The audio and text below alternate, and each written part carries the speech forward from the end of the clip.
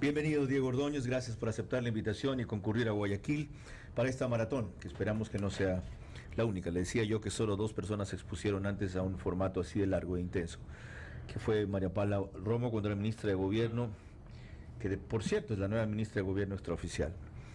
¿Ya? Ella es la que ha sugerido a Jiménez, y Jiménez quien va a hacer mucho lo que María Paula Romo diga, a quien admira mucho el presidente de la República. El presidente ha dicho que no hay dos María Paula Romos. ¿Ya? ¿Ya? Qué insidioso, ¿no? Y la otra, sí. Se ríe. Y la otra, bueno, Otto Sonnenhorner. Empecemos. Responda esto que a la audiencia le hemos planteado como frase para completar. Y usted dice que no hay cambio. El gobierno de Guillermo Lasso gira hacia. Bienvenido. ¿De usted o de tú? ¿Cómo usted se sienta más cómodo? Yo no puedo decirle tú porque la audiencia cree que tenemos intimidad y es una franca y dura amistad lo que tenemos. Una dura amistad. Sí, señor, sí, señor. El gobierno siempre se planteó el encuentro como un eje de su conducta política, el diálogo, el entendimiento. El ministro de Gobierno lo que ha hecho es ratificar esa línea. Esto no quiere decir que el diálogo suponga el desconocer que tiene que existir buena fe en la negociación, en la conversación, en los debates, no en agendas de impunidad, no en agendas de transacciones económicas, no en tráfico o en reparto del Estado. Ya, pero cuando el presidente dice voy a gobernar sin la Asamblea, está diciendo claramente que hay un desencuentro. Pero sin duda. Entonces, ¿cómo así volvieron al encuentro a las 24 horas? Porque es una... Porque aquí, ok, no estoy loco, ¿no? Ya. El ministro de Gobierno no está hablando a la Asamblea, está hablando al país. Está hablando del encuentro, del diálogo. Diego, él dijo, voy a conversar con todos los bloques, que al país. No escuché sobre los bloques. Ah, bueno. ¿Sabes qué? ¿Cómo se llama? Bancadas fue la palabra que usó de paso, Diego. Ah, bueno. Sí, tenemos la intervención de Francisco Jiménez ayer. De paso, ex gobernador de Correa. ¿Ya? Luego, asambleísta. Hasta ahí puedo entender. Pero para manejar la política del gobierno de Lasso, un ex gobernador de Correa, que aquí en la gobernación dijo que él ponía el pecho a las balas por Correa. Y usted sabe que cuando comenzó este periodo, fue de los que quiso gestionar, además, la posibilidad de un insulto para Correa. Escuchemos las palabras de Francisco Jiménez de ayer. Vamos. Y que actualmente confrontamos diferentes visiones sobre por dónde debemos caminar. Pero estoy seguro que con claridad y priorizando los intereses de la ciudadanía, podremos establecer un diálogo con las cartas sobre la mesa y las puertas abiertas, pero sin olvidar ni por un instante el mandato que recibimos el 11 de abril del 2021. Hablaremos con las diferentes bancadas, buscaremos tender puentes con las organizaciones políticas, nacionales o regionales. Generaremos espacios de diálogo y relaciones políticas frontales y respetuosas con los gobiernos autónomos descentralizados, con los actores sociales, con la ciudadanía en su... El camino de las democracias y de los demócratas como usted no es fácil, pues se necesita bregar mucho para conseguir los cambios que los pueblos anhelan y merecen. El atajo populista, las tentaciones autoritarias, los facilismos que no solucionan nada, siempre están a la vuelta de la esquina, esperándonos para tratar de torcer los procesos. Por eso estoy convencido que con una visión de país, con serenidad, con firmeza, que usted nos ha sabido transmitir, presidente, podemos seguir forjando ese anhelo de un país incluyente, diverso, justo y próspero.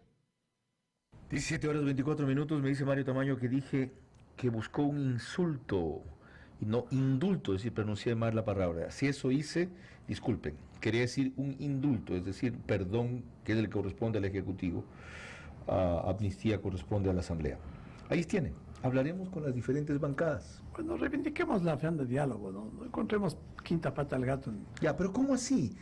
Quiero saber cuál es la razón de ese brusco cambio en 24 horas. ¿Qué los hizo cambiar de posición? A ver, voy a gobernar como que si la Asamblea no existe. Sí. No rompe la posibilidad de que siempre haya una apertura al diálogo. Si los... Ahora blanco es negro. No, es que... Diego, con eso dinamita los puentes, como dicen los analistas. Y ahora habla Francisco Jiménez de que buscaremos tender puentes. Yo espero que los sectores políticos se conmuevan de las expresiones del presidente y dejen de plantear sus agendas judiciales para sentarse a hablar con el presidente. Si los sectores políticos, socialcristianos, correístas, Pachacuti, que representan una porción del electorado, entienden el rol de representar intereses ciudadanos. ¿De verdad usted espera eso, Diego? Después de que los discutió y les dijo son ladrones y corruptos y no distinguió, de paso, no exceptó ni a su bloque. Yo en lo personal creo que eso no es posible, porque he visto durante 10 meses que esa dinámica no va a modificarse. Pero al presidente le corresponde siempre dejar la puerta abierta. Ah, qué bien, usted coincide conmigo. Sí. O sea, es inútil el esfuerzo que va a hacer Francisco Jiménez. A ver, digamos que eso en la hipótesis nuestra, ojalá que no sea así. Es decir, usted coincidía con Alexandra Vela. No. ¿En qué posición está usted entonces? ¿O estaba en el grupo que discutía las opciones? Y yo discutía las opciones. Ya. ¿En qué posición estaba usted? ¿Cuál creía que era la salida? Yo no creo que hay que plantear una salida, por ejemplo, el caso de la muerte cruzada, a priori como la salida. La muerte cruzada debía darse en una sucesión de eventos, ¿no?, en los cuales se justifique tomar una medida tan traumática en lo político y en lo económico. O sea, ¿ustedes esperan que las cosas empeoren para tomar una salida así? Ya cuando estén con el agua al cuello, cuando hayan perdido más popularidad o tengan menos capital político. Hay circunstancias que tienen que evaluarse. La muerte cruzada no solamente tenía impacto en lo político. Sí, usted lo dijo hasta la saciedad, en lo económico. Usted le preguntaba a los organismos internacionales del acuerdo con el Fondo Monetario. Eso hay que considerar, las reactivaciones, sí. El presidente tiene la obligación de ver todos esos ángulos, y cuando se esté cayendo el presidente, como ya es evidente que lo han querido votar hace rato, va a venir el FMI a decir, señores, no jodan. Pero digamos, acabas de decir, cuando se esté cayendo, no se está cayendo. Es que esos quieren, no se está callando, claro, se está callando. Pero quisieran hacer eso cuando el informe de Pandora, este resultado. Ajá, y lo siguen intentando ahora, con lo del CSPCCS y Yori. Bueno, pero todo eso lleva tiempo, lleva un proceso de ejecución. ¿Y están dispuestos los 4 años a pasarse en esta jugada, Diego? No, precisamente por eso Lazo yo no voy a involucrar, y le dice al ministro de Gobierno, hazte cargo tú de eso. Yo me dedico a gobernar para el empleo. Pero el ministro de su gobierno. De acuerdo. O sea, pero, no es que Francisco Jiménez va a ser autónomo. No va a ser autónomo, pero digamos que para no estar los 4 años bregando en el tema de lo político, el presidente dice, Jiménez, tú eres ministro, encárgate de esto. ¿Yo de qué me encargo? Dice el presidente. De las políticas para generar empleo. Parte de ser presidente es encargarse de las políticas para generar empleo. La otra es del manejo político que vuelva a gobernar el Ejecutivo. Él no se puede desentender de eso. No me refiero al desentendimiento, Carlos, me refiero a las tareas. Obviamente hay un grupo que está analizando permanentemente el hecho político y lanzando líneas. Pero el presidente, claro, no va a estar embarcado en este conflicto, que además es bien importante un detalle, Carlos, que hay que considerar, ¿no? Lo que sucede en la Asamblea sucede dentro de la Asamblea. No está en la calle, no hay un impacto social, no hay movilización en las calles. El país no estaba en la condición que muchos dicen, hay un clima de caos. No, es mentira. El caos, el escándalo, el relajo, el barullo es en la Asamblea, ahí dentro. 137 dándose de puñetes. O sea, por ahora la Asamblea no logra permear lo que quiere crear al resto de la población. Sí, eso es verdad. Bueno, eso es constatable. Ese es un elemento muy importante para definir una estrategia política. Anoche hablaba con Álvaro Rosero, de Democracia TV, en el programa que hicimos sobre este justo tema, gobernar sin la Asamblea. Y Álvaro tuvo una tesis muy interesante, que ni siquiera se la ha escuchado a usted. Va por el lado de no subestimen al presidente, quien dijo que no es una movida más para agotar la paciencia de la opinión pública, que terminen comprendiendo que lo que se dice es cierto, hacer un poco pedagogía del bloqueo, y después tomar la decisión. A Álvaro Rosero no le desconcertaba ni le molestaba, como a mí, este giro, y él veía que la cosa está mucho más allá de lo que vemos en la superficie. Bueno, me parece que esa fue una respuesta que yo le di a una entrevista que me hizo por teléfono hace unos días, cuando yo señalaba que cada cosa cada decisión en su momento, y sobre todo el hecho de que es necesario fortalecer la credibilidad de las soluciones que el presidente pueda por ese tomar. Lado fue, yo no las vi idénticas como usted las asocia, pero sí, usted fue por ese lado. Esa es la línea, ¿sí? Hay tiempo para cada cosa, ¿no? Es que a veces yo tengo la impresión, y he escuchado a muchos periodistas, entre estos a nuestro común amigo Jorge Ortiz, El gobierno se cae, decía una... Sí, lo escuché en el programa reciente que tuvo Emilio Palacio Y yo, la semana pasada. Y yo regresaba y ¿por Sí. dónde se cae? No Ya. se cae. Esa percepción del conflicto que tiene el sector informado, sobre todo diría de quienes hacen opinión. La élite. Sí. Porque estamos desconectados de la gente. Que no estamos conectados con lo que está realmente pasando en el... Igualito que ustedes.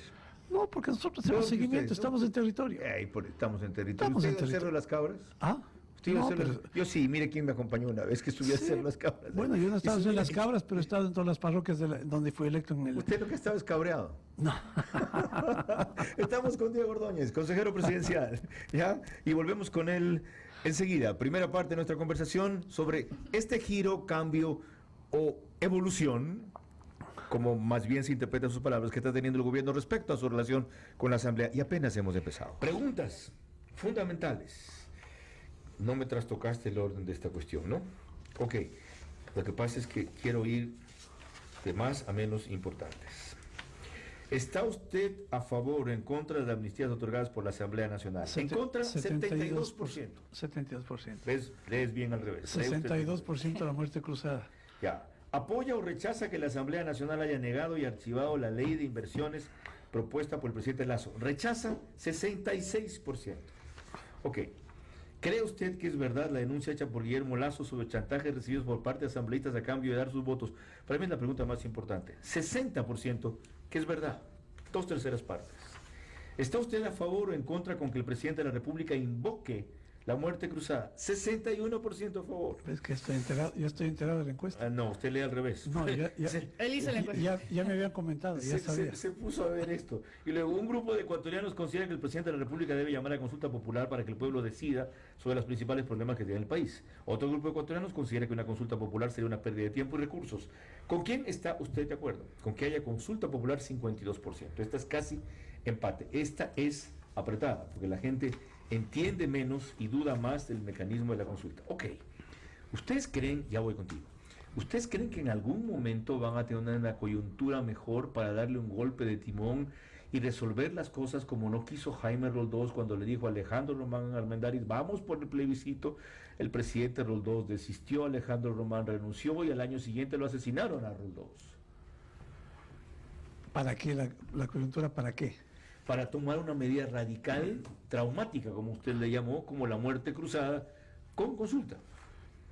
Había mejores oportunidades. En octubre del año pasado habría sido mejor. ¿Cierto? Sí, porque el presidente tenía en este momento 75% de apoyo, de popularidad. Pero Ahora, no había tenido el bloqueo que sí había tuvo de la bloqueo. Asamblea. Desde el inicio hubo un bloqueo, ¿no? Habían razones jurídicas y políticas para hacerlo desde el inicio.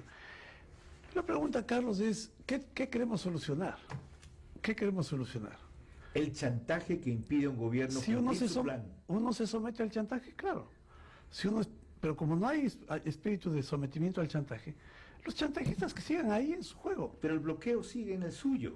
Pero, Carlos, insisto, en la sociedad ecuatoriana, en la calle, entre la gente, la sensación de ese bloqueo no existe. Entonces, ¿cómo llevamos ese conflicto? Sacamos ese conflicto de la acuerdo, Asamblea Diego, a la calle Diego, la y sensación no conmocionamos, existe, correcto. conmocionamos todo el Ecuador. La sensación no existe, pero el efecto sí. Por ejemplo, 2 leyes que ha bloqueado la Asamblea. El uso progresivo de la fuerza, bloqueada. Otra, la ley de repetición, bloqueada. ¿Cómo van a decir que a la gente no le afecta esa cuestión? Ya, pero pongamos en orden prioridades. ¿Qué es lo más importante en este momento? Yo no discuto que son temas importantes, pero ¿qué es más importante? Generar empleo. Inversión y empleo, inversión y empleo. No, antes que eso, seguridad. Perdón, ya vamos a ver lo que Bueno. más le afecta a la gente. Ustedes porque están en las alturas. Ya, pero- Aquí en las llanuras es otra que es verdad. Es verdad. No hay sicariato en Quito. Sí hay sicariato en Guayaquil. Pero Durán y San Borondón. se están tomando medidas administrativas, como la modificación de la estructura del Ministerio de Gobierno en 2 ministerios, dándole categoría, elevándole la categoría al tema de la seguridad. Diego, Eso hay que hacer. Ahora, no es un tema de leyes. De paso, esas medidas no han funcionado aquí.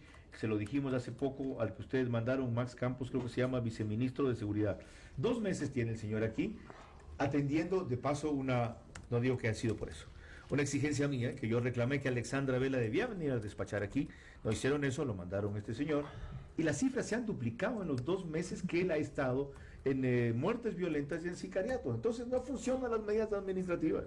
Bueno, reforzar la policía, fortalecerle financieramente, fortalecerle con equipos. Esas son las medidas que hay que tomar. Y cual, un plan estratégico de seguridad con un experto como el general Carrillo. Para lo cual, ¿usted ya vio lo que hizo el ministro de Finanzas para dar 9 millones de dólares que ordenó el presidente? Volvemos al punto, Carlos. Es que se demoró 45 días, ya, entonces no los puede usar la policía. No se demoró el ministro de Economía. ¿Quién se demoró? Se demoró la policía y se demoró el proceso de aprobación de los informes. Presentaron los proyectos. Presentaron los proyectos, ahora sabe que tienen que informar Semplades. Claro, es que esa es la tramitología que hay que seguir. Pero vivimos una emergencia, no pueden tener un sistema expedito pero para esto. Hay normas y leyes que cumplir. El presidente explicó en la entrevista que le hizo en el Palacio de Gobierno, el presidente explicó al detalle no todo les digo, violen las normas. Pero es que no hay manera de pasar. De acuerdo, pero hay que cumplir los procedimientos y estamos haciendo lo más rápido que se puede. Ahora, eso no es solamente un tema de poner dinero, lo fundamental es una estrategia de seguridad. Correcto. Ahora, queremos que eso se va a fortalecer con un ministro como el general Carrillo, ¿no?, que es especialista en temas de seguridad, y bueno, todo el soporte financiero. Esa es una buena decisión que tardaron demasiado en tomar. Carrillo tiene dos récords. No hay nada perfecto. No, yo no quiero perfecto, yo quiero oportuno. Pero bueno, yo oportuno. Es que otra cosa es estar en Carondelet. Aquí la sensación de andar con miedo, de cada vez que pasa una moto regresar a ver, de estar tenso mientras se maneja en cualquier parte, por cualquier razón, es impresionante. Ahora, a cabina. Doctor Ordóñez, buenas tardes. Usted ha manifestado el día de hoy que espera que los sectores políticos se conmuevan de las expresiones del presidente y dejen de plantear agendas judiciales, agendas personales, para sentarse a hablar con el presidente. ¿Qué ocurre donde no se conmueve? Bueno, el presidente... ¿Qué va a ocurrir en el caso que no se conmuevan a ese llamado? Pues no hay acercamientos, no hay posibilidad de sentarse a hablar. Si el presidente de la República va a hablar con un dirigente político sobre la ley y el dirigente político le dice tengo un problema en el SRI, ¿de qué se puede hablar? ¿Del problema del señor en el SRI o de la ley? Si esa es la tónica del diálogo, si es la tónica con la que intentan los sectores políticos dialogar con el gobierno, pues no hay espacio de conversación.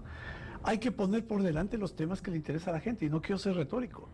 Comentamos hace un momento, se discute una ley que es muy importante, la ley de inversiones, y no discutimos la ley.